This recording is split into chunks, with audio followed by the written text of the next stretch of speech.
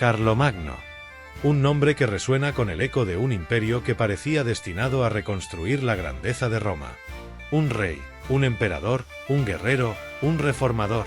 Carlomagno no fue un hombre cualquiera, fue el artífice del Imperio Carolingio, una figura que cambió el curso de la Edad Media en Europa y que dejó un legado que aún hoy, más de 1000 años después, sigue siendo recordado como uno de los momentos más gloriosos de la historia occidental. Nació en el año 742 o 747, las fechas no son del todo precisas, en un tiempo marcado por el caos y la fragmentación. El mundo romano ya era un recuerdo lejano. Europa estaba sumida en las tinieblas de la Edad Media y el continente era un tablero de guerra donde pequeños reinos y tribus se disputaban el poder.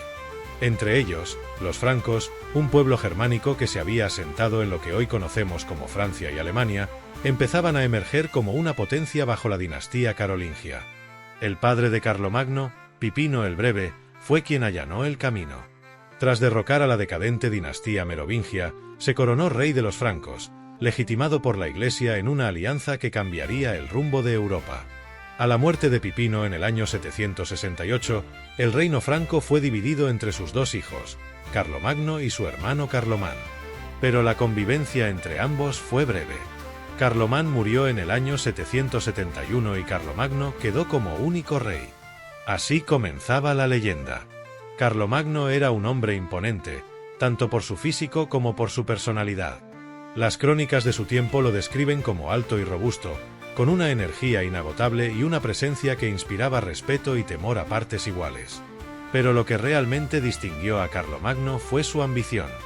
No era suficiente con ser rey de los francos. Carlomagno quería unificar Europa bajo su mando, restaurar la gloria del Imperio Romano y ser el defensor de la cristiandad. Comenzó su expansión con las armas, porque Carlomagno fue, ante todo, un rey guerrero. Sus campañas militares fueron numerosas y brutales. Combatió en Italia, donde derrotó a los lombardos y se proclamó rey en el año 774. Luchó durante más de 30 años contra los sajones, un pueblo germánico pagano que se resistía a aceptar el cristianismo. Las guerras sajonas, que duraron más de 3 décadas, mostraron la cara más implacable de Carlomagno.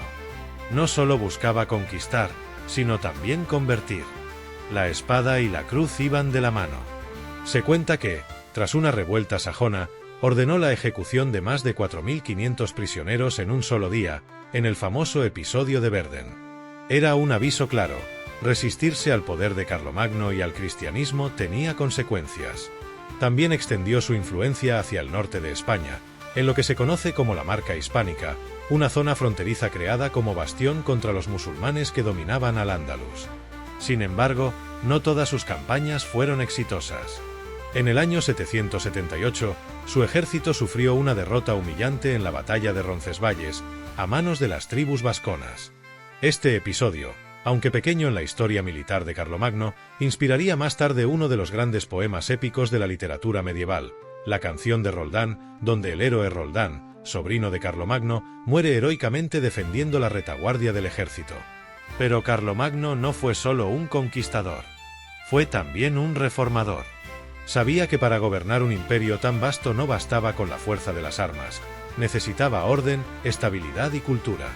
Durante su reinado, impulsó lo que se conoce como el Renacimiento carolingio, una época de esplendor cultural y educativo que sembró las bases de la Europa medieval.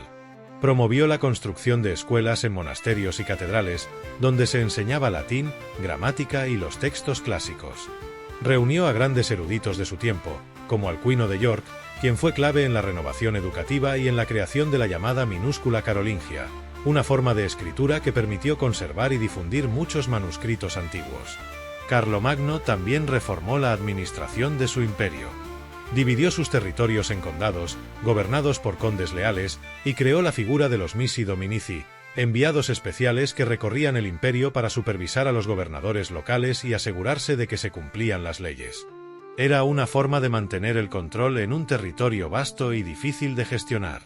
Pero el momento cumbre de su vida llegó en el año 800. El 25 de diciembre, en la Basílica de San Pedro en Roma, Carlomagno fue coronado emperador de los romanos por el Papa León III. Fue un acto cargado de simbolismo.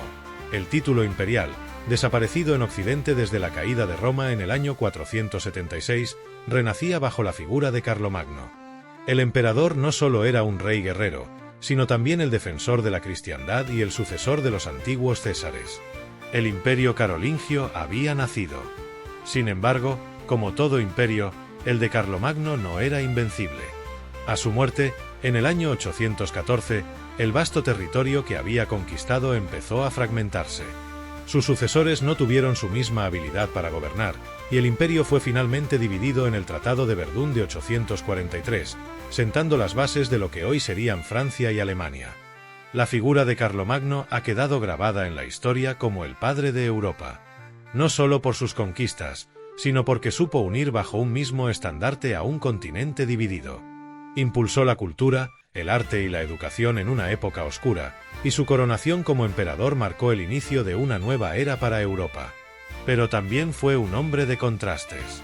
Su brutalidad en las guerras y su afán por imponer el cristianismo con la fuerza muestran una cara más dura y menos idealizada. ¿Fue un héroe, un tirano o simplemente un producto de su tiempo? Y aquí os dejo con esta pregunta. ¿Es Carlomagno el ejemplo perfecto de un líder que unió fuerza y visión, o fue un conquistador cuya ambición no tuvo límites? Porque, al final, la historia nos recuerda que las grandes figuras son siempre complejas, y que la línea entre el héroe y el villano depende, muchas veces, de quien cuente la historia.